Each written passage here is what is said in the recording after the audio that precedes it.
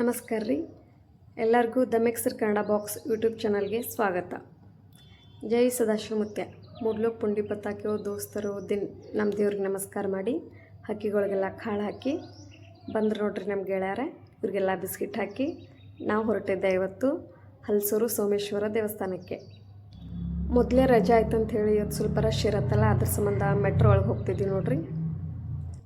ಬಂತು ನೋಡ್ರಿ ಟ್ರೈನ್, ಅಲ್ಲ ಮೆಟ್ರೋ, ನಮ್ಮ ಮೆಟ್ರೋ ಅಂತಂದ್ರೆ ಇದೊಂಥರ ಕೇಳೋಕೆ ಒಂಥರ ಖುಷಿ.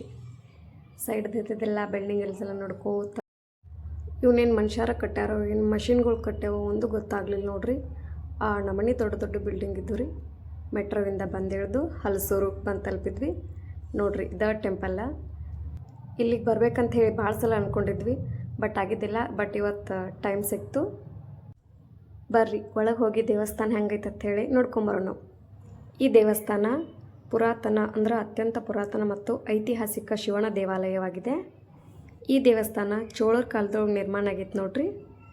ಚೋಳರ ಕಾಲದ್ದು ಮತ್ತು ವಿಜಯನಗರ ಕಾಲದ ಇವೆರಡೂ ಸಾಮ್ರಾಜ್ಯದ ಅದ್ಭುತ ವಾಸ್ತುಶಿಲ್ಪದ ಸಂಗಮವಾಗಿದೆ. ಈ ದೇವಸ್ಥಾನ ಎಷ್ಟು ಪುರಾತನವಾಗೈತೆ ಅಂದ್ರೆ 13ನೇ ಶತಮಾನದಷ್ಟು ಹಳಿದೈತೆ ನೋಡ್ರಿ. ದಂತಕಥೆ ಪ್ರಕಾರ ಇಲ್ಲಿ ಯಲಹಂಕ ನಾಡಪ್ರಭು ಕೆಂಪೇಗೌಡರು ಬೇಟೆ ಆಡಕ್ಕಂತ ಹೇಳಿ ಬಂದಿರ್ತಾರೆ ರೀ. ಅವ್ರಿಗೆ ಆಯಾಸಾಗಿ ಇಲ್ಲಿ ಒಂದು ಮರದ ಕೆಳಗೆ ಮಲ್ಕೊಂಡಿರ್ತಾರೆ.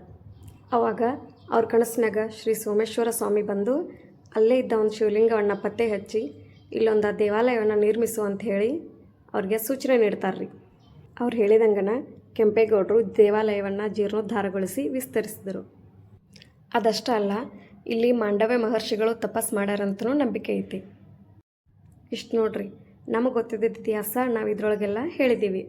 ಮತ್ತು ಇಲ್ಲೇ ಅಕ್ಕಪಕ್ಕದಲ್ಲಿನ ಗಣೇಶನ ದೇವಸ್ಥಾನ ಮತ್ತು ಹನುಮಾನ್ ದೇವಸ್ಥಾನ ಎಲ್ಲ ಇದ್ದು ಎಲ್ಲ ಕೈ ಮುಗ್ದ ನಾವು ಹೊರಗೆ ಬಂದೀವಿ. ದೇವಸ್ಥಾನದ ಬಾಗಿಲುಗಳು ನೋಡ್ರಿ ಎಷ್ಟು ದೊಡ್ಡ ಅದಾವು. ಹೊರಗೆ ಬಂದು ನೋಡಿದರೆ ಎಷ್ಟೊಂದು ಪಾರಿವಾಳಗಳು ಬಂದಿದ್ದು. ಇಲ್ಲಿಂದ ನಾವು ಬಸ್ ಹತ್ಕೊಂಡು ಮೆಜೆಸ್ಟಿಕ್ ಬಂದ್ವಿ. ಇವತ್ತು ವೀಕೆಂಡ್ ಐತಂತ ಹೇಳಿ ಬಸ್ ಖಾಲಿ ಇದ್ದು, ಕರೆ ರೋಡ್ ಖಾಲಿ ಇದ್ದಿದ್ದಿಲ್ಲ. ಮಲ್ಲೇಶ್ವರಂಗೆ ಹೋಗ್ಬೇಕಂತ ಹೇಳಿ ಬಸ್ ಹುಡ್ಕಾಡಾಗ್ತಿದ್ವಿ. ಬಂತು ನೋಡ್ರಿ ಬಸ್ಸು. ಇಲ್ಲಿಂದ ಹತ್ಕೊಂಡು ಮಲ್ಲೇಶ್ವರಂಗೆ ಹೋದ್ವಿ. ಬರ್ತಾ ಕಬ್ಬಿನ ಹಾಲು ಅಂಗಡಿ ಕಾಣಿಸ್ತು. ಮೊದಲು ಕಬ್ಬಿನ ಹಾಲು ಕುಡ್ದು ಒಳಗೆ ಹೋಗ್ಬೇಕಂತ ಹೇಳಿ 2 ಕಪ್ ಕಬ್ಬಿನ ಹಾಲು ಕುಡ್ದ ಬಂದು ನೋಡ್ರಿ ಎಷ್ಟು ದೊಡ್ಡದೈತಿ ಮಂತ್ರಿ ಮಾಲ್. ನಮ್ಮ ಬೆಜ್ಮಾನ್ರು ಫಸ್ಟ್ ಟೈಮ್ ಬೆಂಗಳೂರು ಬಂದಾಗ ಈ ಮಾಲ್ಗೆನ ಬಂದಿದ್ರಂತ ನೋಡ್ರಿ. ಅದನ್ನೂ ಹೇಳ್ಕೋತ ಬರಾಕ್ತಿದ್ದಾರ್ರಿ. ನಾ ಲಾಸ್ಟ್ ವಿಡಿಯೋ ಒಳಗೆ ಇವ್ರ ಮೇಲೆ ಒಂದು ಒಡಪ ಹೇಳಿದ್ದೆ. ಈ ಸಲನೂ ಒಂದು ಒಡಪ ಹೇಳ್ತೀನಿ ಕೇಳ್ರಿ. ಈ ಒಡಪ ನನಗೆ ನಮ್ಮ ಸಣ್ಣ ಅತ್ತೆ ಹೇಳಿದ್ರು. ಎಳ್ಳು ಹೂವಿನ ಸೀರೆ ಬೆಳಿ ಕಲಂಗ್ರ ಒಳ್ಳೆಯವ್ರ ಮಗಳಂತ ಹೇಳಿ ಹೊಳ್ಳೊಳ್ಳೆ ನೋಡ್ತಾರೆ ನೋಡ್ರಿ ನಮ್ಮ ಕುಮಾರ್ ಯಜಮಾನ್ರು. ಮಾಲ್ನೊಳಗೆ ಎಂಟ್ರಿ ಆಗೋ ಕಣ್ಣ ಪುಸ್ತಕಗಳೆಲ್ಲ ಇದ್ದು ರೀ. ಪುಸ್ತಕ ತೊಗೋಬೇಕಂತೇಳಿ 4 ತಂತಿ ಮತ್ತು 9 ನೆರಳು 2 ಪುಸ್ತಕ ತೊಗೊಂಡ್ವಿ. ಪುಸ್ತಕ ತೊಗೊಂಡ ಹಂಗೆ ತಿರ್ಗಾಡ್ಕೊತ ಮ್ಯಾಲೆ ಬಂದೀವಿ. ಮತ್ತೇನೇನು ಅದಾವ ಅಂತ ಹೇಳಿ ನೋಡಿಕೊಂಡು ಪಿಜ್ಜಾ ತಿನ್ಬೇಕಂತ ಹೇಳಿ ಪಿಜ್ಜಾ ಸೆಂಟ್ರಿಗೆ ಬಂದ್ವಿ.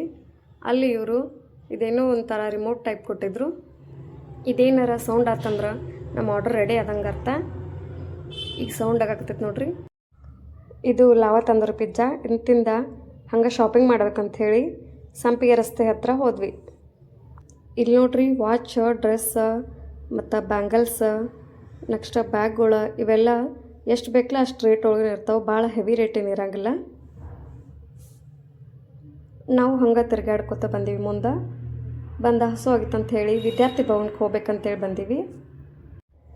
ಇಲ್ಲಿ ನೋಡ್ರಿ ಬರೋ ಕಣ್ಣ ಎಷ್ಟು ರಶ್ ಆಗಿತ್ತು. ನಮಗೆ ಇದ್ರೋಗಿ ಪಾಳಿ ಸಿಗ್ತಿಲ್ಲ ಅಂತೇಳಿ ಡೌಟ್ ಇತ್ತು. ಇಲ್ಲಿ ಏನು ರೂಲ್ಸ್ ಅಂತಂದ್ರೆ ಮೊದಲ ಟೋಕನ್ ತೊಗೋಬೇಕು, ಆಮೇಲೆ ಒಳಗೆ ಬಿಡ್ತಾರೆ ನೋಡ್ರಿ ನಮ್ಮ ಟೋಕನ್ ನಂಬರ್ ಪ್ರಕಾರ.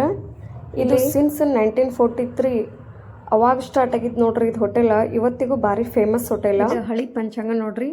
ಇಲ್ಲೆಲ್ಲ ಫೋಟೋಸ್ ಮತ್ತು ಕವಿಗಳದ್ದು ಎಲ್ಲ ಫೋಟೋಸ್ ಹಾಕಿದ್ರು. ಅವನ್ನೆಲ್ಲ ನೋಡಿ ಭಾರಿ ಖುಷಿ ಅನ್ಸಾಕ್ತಿತ್ತು. ನಾವು ಫಸ್ಟಾಗಿ ವಡಾ ಮತ್ತು ಕೇಸರಿ ಬಾತ್ ತೊಗೊಂಡ್ವಿ. ಆಮೇಲೆ ಮಸಾಲೆ ದೋಸೆ ಚಟ್ನಿ ತೊಗೊಂಡ್ವಿ. ಮಸಾಲೆ ದೋಸೆ ಚಟ್ನಿ ಅಂಕರ ಭಾರಿ ಇತ್ತು ನೋಡ್ರಿ. ಪ್ರೈಸ್ ಏನೋ ಅಷ್ಟೊಂದು ಹೆವಿ ಇರಲಿಲ್ಲ, ಪ್ರೈಸ್ ಕರೆಕ್ಟಾಗೇ ಇತ್ತು. ಹೊಟ್ಟೆ ತುಂಬ ತಿಂದ ಮತ್ತು ನಾವು ಮನೆ ದಾರಿ ಹಿಡಿದ್ವಿ. ಇವತ್ತು ಎಲ್ಲಿ ಮಳೆ ಬರ್ತೈತೆ ಅಂತ ಹೇಳಿ ಅಂಜಿದ್ವಿ, ಕರೆ ಮಳೆ ಏನು ಬರಲಿಲ್ಲ. ಅದೊಂದು ಪುಣ್ಯ. ಇವತ್ತಿನ ವ್ಲಾಗ್ ಇಷ್ಟಿತ್ತು. ಈ ವಿಡಿಯೋ ನಿಮ್ಗೆ ಇಷ್ಟ ಆಗಿತ್ತಂದ್ರೆ ಲೈಕ್ ಮಾಡಿರಿ, ಶೇರ್ ಮಾಡಿರಿ, ಸಬ್ಸ್ಕ್ರೈಬ್ ಮಾಡ್ಕೋರಿ. Thank you.